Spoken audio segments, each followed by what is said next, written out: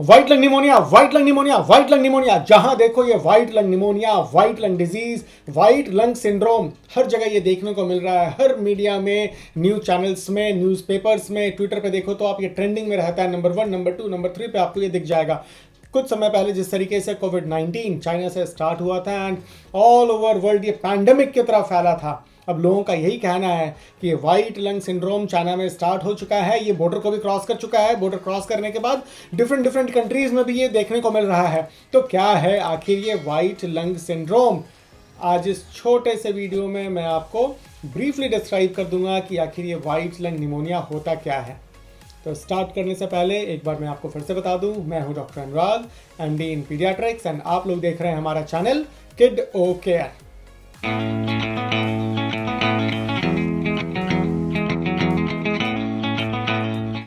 सबसे पहली बात मैं आपको बता दूं कि ये वाइट लंग डिजीज या वाइट लंग निमोनिया या वाइट लंग सिंड्रोम ये कोई मेडिकल टर्म नहीं है।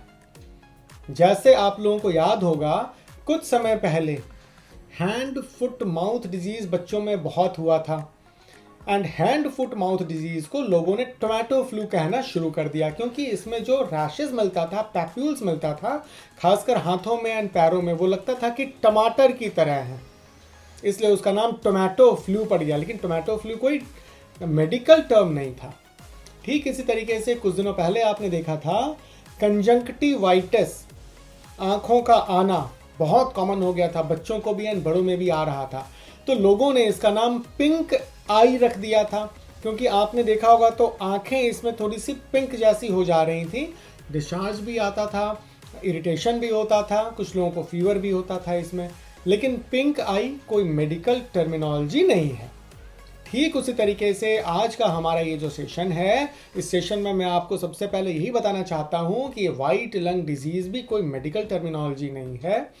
होता क्या है, जैसे अगर आपने एक नॉर्मल चेस्ट का एक्सरे देखा हो तो जो पेरिफेरल पार्ट होता है वो थोड़ा सा ब्लैक कलर में होता है, राइट? ठीक इसी तरीके से अगर सेंटर पोर्शन को आप देखो तो वहां पे रेडियो ओपेक डेंसिटी आपको दिखती है, और ये क्या होता है, ये हार्ट का इमेज है, ये आपका जो दिल है, ये कार्डियक इमेज है। तो अब जो पेरिफेरल पार्ट है, जो लंग्स हैं, लंग्स जनरली होता है ब्लैक इन कलर, लेकिन अगर 70% ऑफ लंग इन्वॉल्व हो जाए और वाइट नजर आने लगे, ओपेक नजर आने लगे, तो ये जो इन्वॉल्वमेंट है, इसके वजह से ये जो कलर चेंज हुआ है, इसके वजह से इसको कहते हैं वाइट आउट लंग। मतलब कि ये जो फेफड़ा है जो कि ब्लैक कलर होना चाहिए था, ये वाइट आउट हो गया, ये सफेद हो गया है। तो अब आप देखो, वाइट लंग डिजीज कोई एक स्पेसिफिक डिजीज से नहीं होता है। ये वाइट लंग डिजीज लोगों ने कहना इसलिए शुरू कर दिया क्योंकि कई सारे बीमारियों में लंग्स वाइट सा नजर आता है, जैसे ARDS, acute respiratory distress syndrome, PAM that is pulmonary alveolar microlithiasis, या कुछ केसेस ऑफ सिलिकोसिस में, इवन कोविड-19 में H1N1 इन्फ्लुएंजा जो कि स्वाइन फ्लू हुआ करता है।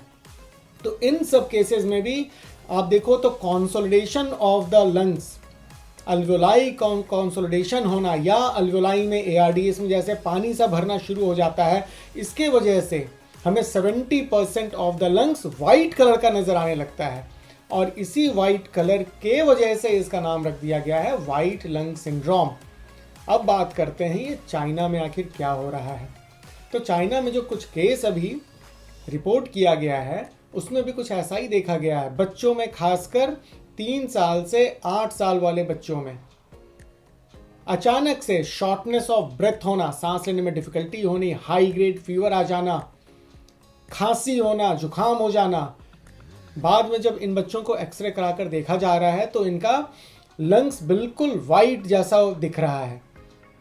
तो आखिर कहाँ से ये वाइट आ रहा है? क्या ये कोई वायरल इन्फेक्शन है, या कोई ये बैक्टीरियल इन्फेक्शन है, या कोई एनवायरमेंटल फैक्टर रोल प्ले कर रहा है इनके वाइट आउट लंग्स के लिए?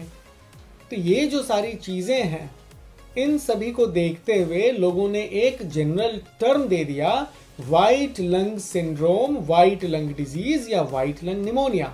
जहां तक कॉज की बात करें, अभी तक कोई स्पेसिफिक एंटाइटी नजर नहीं आया है, लेकिन कुछ रिसर्च में निकल कर आ रहा है माइकोप्लाज्मा निमोनी, जो कि एक तरह का बैक्टीरिया है, एटिपिकल बैक्टीरिया होता है। ये भी लंग्स को इन्वॉल्व करता है, बहुत रैपिड इन्वॉल्व करता है, एंड इसमें भी वाइट आउट लंग मिलता है। तो देखा जा रहा है, माना जा रहा है शायद ये माइकोप्लाज्मा निमोनी की वजह से हो रहा है वाइट लंग डिजीज। अब रह गई बात कि क्या ये फिर से कोविड-19 की तरह पैंडेमिक करेगा, क्या वर्ल्ड वाइड अफेक्ट करेगा। याद आ रहा होगा आपको, बीच में एक वायरस जिंदा हुआ था, जॉम्बी वायरस।